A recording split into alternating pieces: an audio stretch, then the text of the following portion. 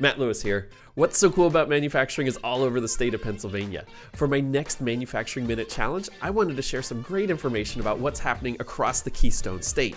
Let's see if I can do this in 60 seconds or less. Here we go. In Pennsylvania, manufacturing is responsible for $103.8 billion of state economic activity. That's a lot of money being made, spent, and turned into products. Over 500,000 people are working in manufacturing in Pennsylvania. Those folks are employed by one of the 12,000 plus manufacturers across the Commonwealth. At $80,000, the average salary for PA manufacturers is 10% higher than any other industry in the state. Pennsylvania really is making manufacturing happen.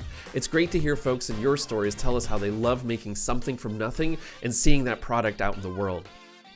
There's another Manufacturing Minute for you.